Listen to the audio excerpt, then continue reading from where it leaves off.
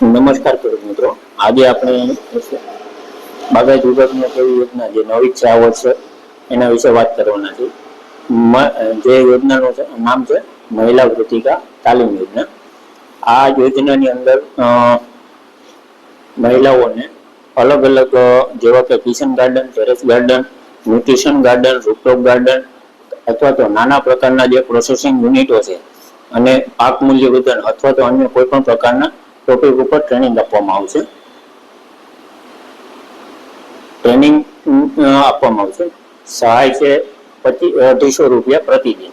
એમાં મહિલાઓને ઓછામાં ઓછા 2 દિવસ અને વધુમાં વધુ 5 દિવસ સુધી ટ્રેનિંગ લેવાની રહેશે. દરરોજની ટ્રેનિંગની વાત કરીએ તો દરરોજની ટ્રેનિંગ 7 કલાકની રહેશે, જેમાં મહિલાઓને ટ્રેનિંગ આપવામાં આવશે અલગ અલગ વિષયો ઉપર.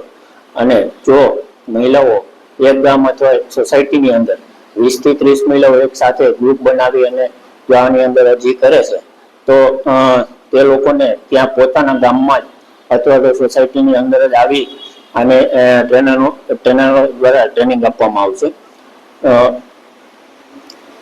તો આ એક મહત્વની જે બાબત છે.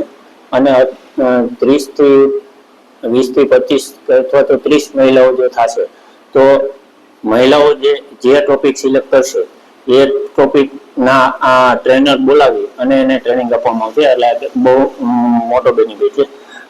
ત્યાંમાં એવું નથી કે સરકાર દ્વારા જે ટોપિક સિલેક્ટ કર્યા હોય એની ઉપર જ ટ્રેનિંગ આપવામાં આવશે. તો મહિલાઓને કોઈ નવો યુનિટ અને કોઈ એને ખબર હોય કે અમારે આ યુનિટ ટૂંકમાં આ વિષયની તાલીમ જોઈએ તો એ વિષયની તાલીમ આપવામાં આવશે. આમાં પાત્રતાની વાત કરીએ તો રેશન કાર્ડ દીઠ એક મહિલાને ટ્રેનિંગ આપવામાં આવશે. પછી તાલીમ લેનાર મહિલાની ઉંમર 18 થી 50 વર્ષની હોવી જોઈએ. અને જે મહિલાનું તાલીમ 2 દિવસ અથવા તો 5 દિવસ રહેશે એટલે એ પ્રમાણે નક્કી થશે. તાલીમ પૂર્ણ થાય અને 80% જે મહિલાઓની હાજરી હશે તેને ₹250 લેખે સ્ટાઇપન્ડ પણ આપવામાં આવશે. આમાં ડોક્યુમેન્ટની વાત કરીએ તો આધાર કાર્ડ, રેશન કાર્ડ અને બેંકની પાસબુકની જરૂર પડશે. હવે આને એપ્લાય કેમ કરવાનું તો કે આઈ ખેડૂત પોર્ટલ ઉપર બાગાયત વિભાગની જે અરજીઓ ચાલુ છે તેમાં પેજ નંબર 3 ઉપર મહિલા વૃત્તિકા તાલીમ કરીને એક યોજના છે એની અંદર ફોર્મ ભરવાનું રહેશે.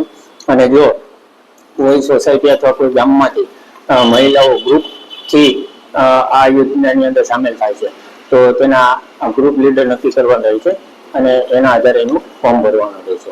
તો આવી અવનવી માહિતી માટે અમારા વિડીયોને લાઈક, શેર અને સબસ્ક્રાઈબ કરો.